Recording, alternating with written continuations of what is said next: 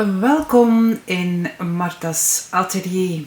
Beste mensen, hoe ga je nu van dit naar dit? Volg mee. Ik ben begonnen op een grijze pastelmat.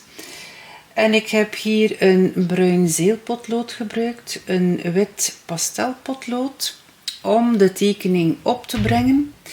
En je ziet, ik heb hier een horizontale en een verticale geplaatst. Evenzo hier op de foto. Om toch enigszins te weten waar ik alles moest plaatsen.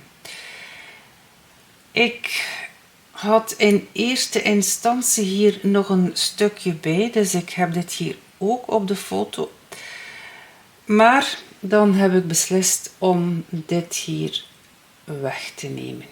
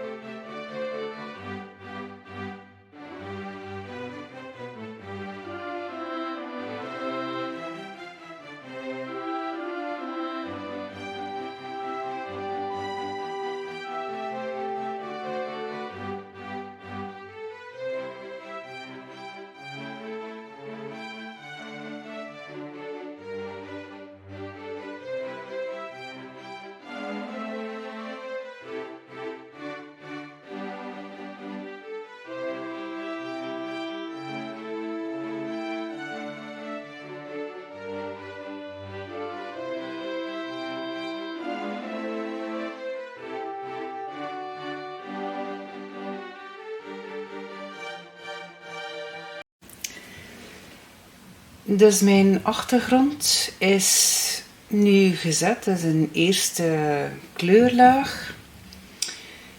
Gefixeerd met Pastel Revolution van Clairefontaine.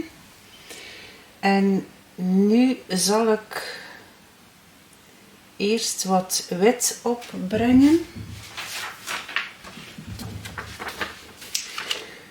Waar ik het meeste wit zie op de bloemen.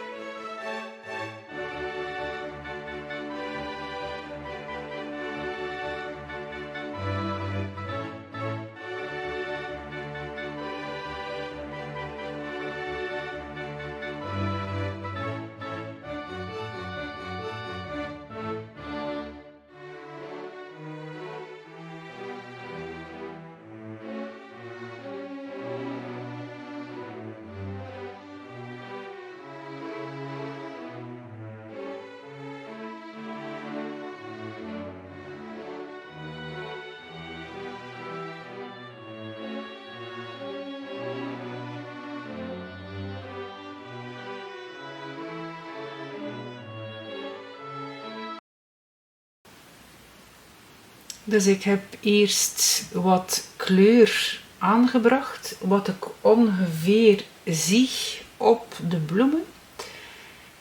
En dan ben ik daar met water overheen gegaan. En als je daar met water overheen gaat, dan wordt dat uiteindelijk ook gefixeerd.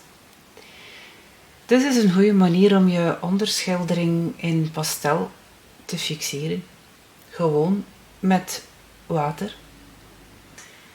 Dit zal binnen een paar minuutjes, denk ik, droog zijn. En dan kan ik opnieuw beginnen met een tweede laag. Oké, dus nu zal ik een tweede laag opbrengen. En oh ja, ik werk met pastel van Rembrandt.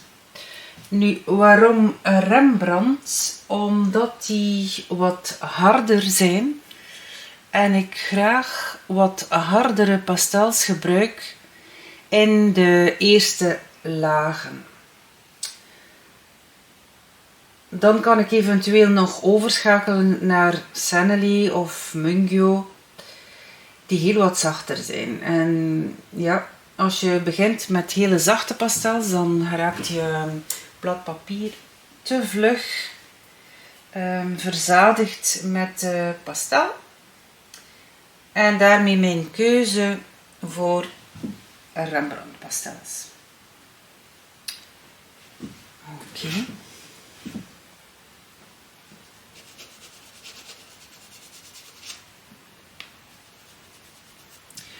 Normaal gezien werk ik graag met de zijkant, maar dit zijn hele kleine blaadjes, dus het gaat niet zo goed om met een volledig krijtje, of ja, dit is hier nu een half krijtje.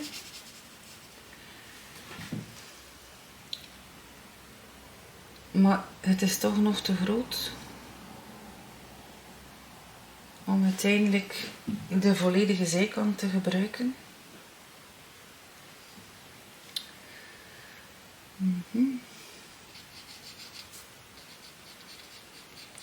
Nu probeer ik wat variatie te krijgen in de blaadjes.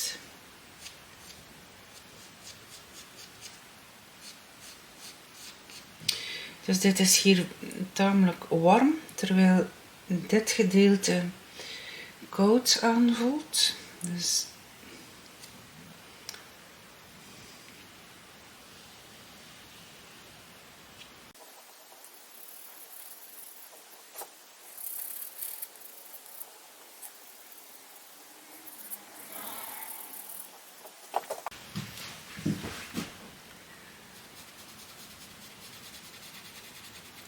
dit zijn hier sponsjes wat gebruikt wordt met panpastel. Hiermee kan je echt heel goed het pastel in elkaar wrijven. Op pastelmat lukt het niet zo goed met de vingers. En daarmee gebruik ik graag dit sponsje.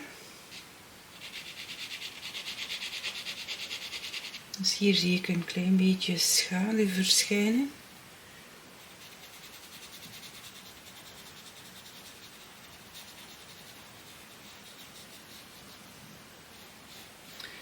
Er is echt heel wat variatie te zien qua kleur. En witte bloemen.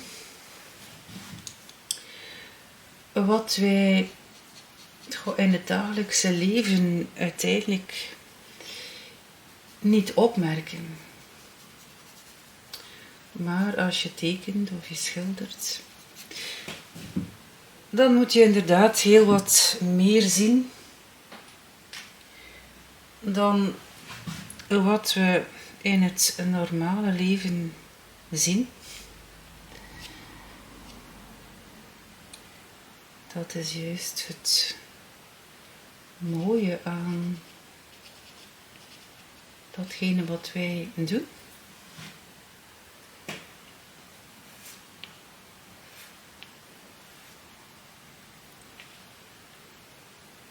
Ik heb het al heel veel gezegd, het pure kijken.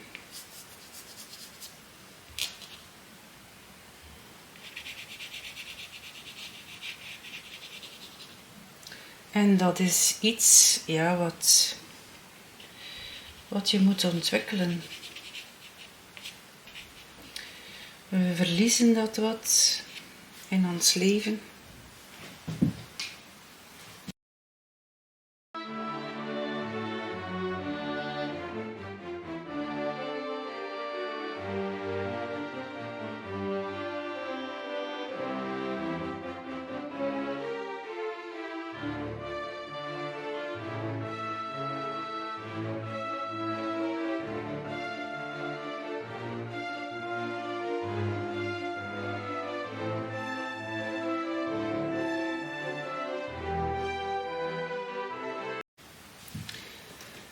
Dus wanneer ik eerst een laag leg met een warm wit, dan geeft mij dat de mogelijkheid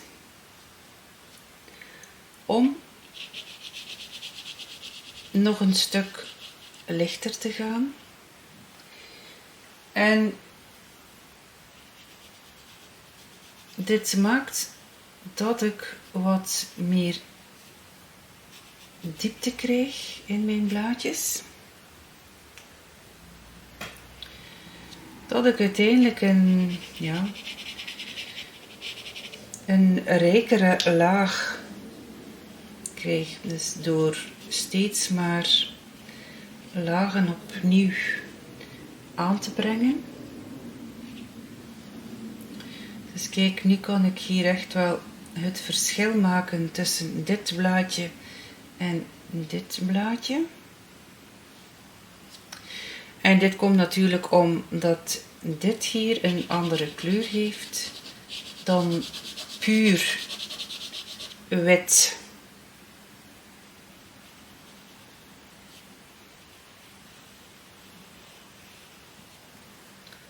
Dus zie je, dus hierdoor kan ik dit blaadje van dit onderscheiden, omdat ik een ander soort wit, ik kan het beige noemen of licht oranje, maar onze ogen gaan dat wel als wit definiëren.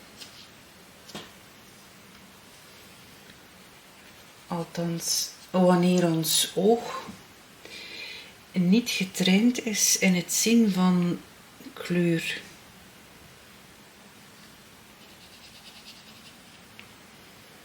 Uiteindelijk hebben wij ook geen kleurgeheugen. Dat heb ik ook ergens gelezen. Ik weet niet, ja. Ik denk wel dat dat waar is.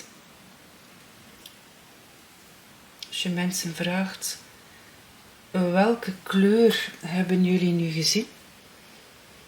Dat mensen daar heel moeilijk kunnen op antwoorden.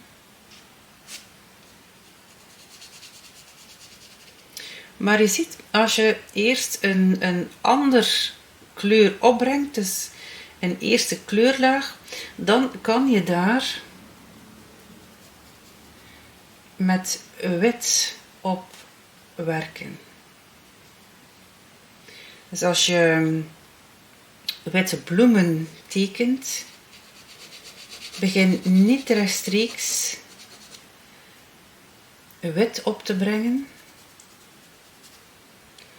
want ja, dan zal dit niet echt goed komen, denk ik. Je kan als eerste kleurlagen opbrengen wat je wil uiteindelijk. Want die lagen helpen de bovenste lagen. Het is alsof je, Het is alsof je een onderschildering aanbrengt in olieverf. Dus deze eerste kleurlagen in pastel hebben dezelfde functie.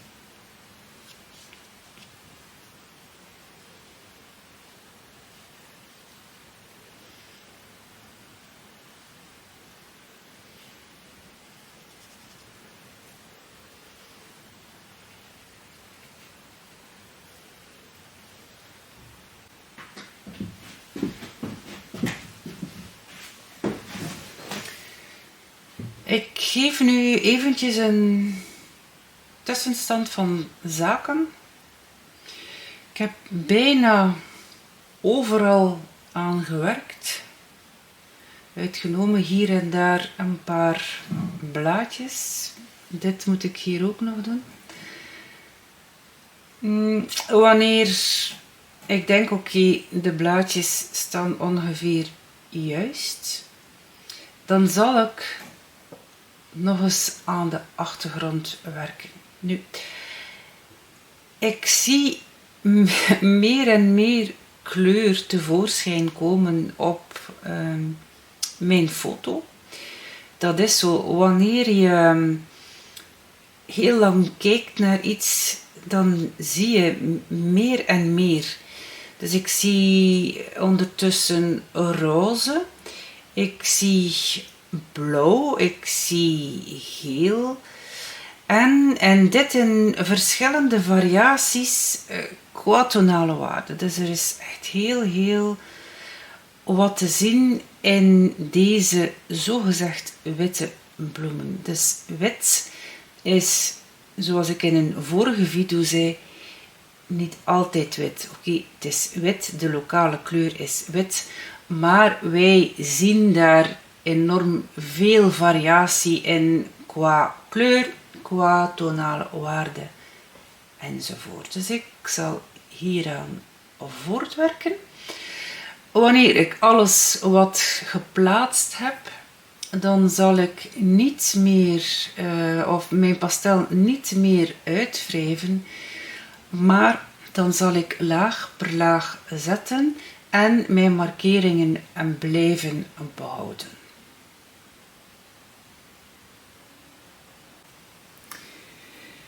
Nu ben ik heel wat verder in dit werk en ik heb de achtergrond bewerkt met groen. Ik vond het te blauw, dus ik dacht ik ga daar groen op aanbrengen. En ik heb aan de rechterkant donkergroen aangebracht en aan de linkerkant lichtgroen. En dit heb ik in elkaar gewerkt. Dan ben ik begonnen aan de bloemen zelf om daar een tweede kleurlaag op te brengen. En ik heb dus gepoogd van de subtiliteit van wat ik zie op de foto, om dat weer te geven. Ik heb ook gepoogd van de illusie te wekken, inderdaad, dat het licht links zit. En langzaamaan ben ik dan naar schaduwkleuren gegaan op de bloemen. Dus om een bepaalde transitie te krijgen van licht naar schaduw. Ik heb niet meer gedoezeld, dus ik heb gewoon pastel aangebracht en heb het niet meer uitgewreven. Ik bekijk dit nog enigszins naar vorm toe. Als ik zie dat bepaalde blaadjes in het tekenproces de vorm verloren hebben, dan zal ik dit nog aanpassen. En na het opkuisen van de tekening met pastelpotlood is dit het eindresultaat geworden. Ik hoop dat jullie dit interessant vonden en tot in de volgende video. Dag!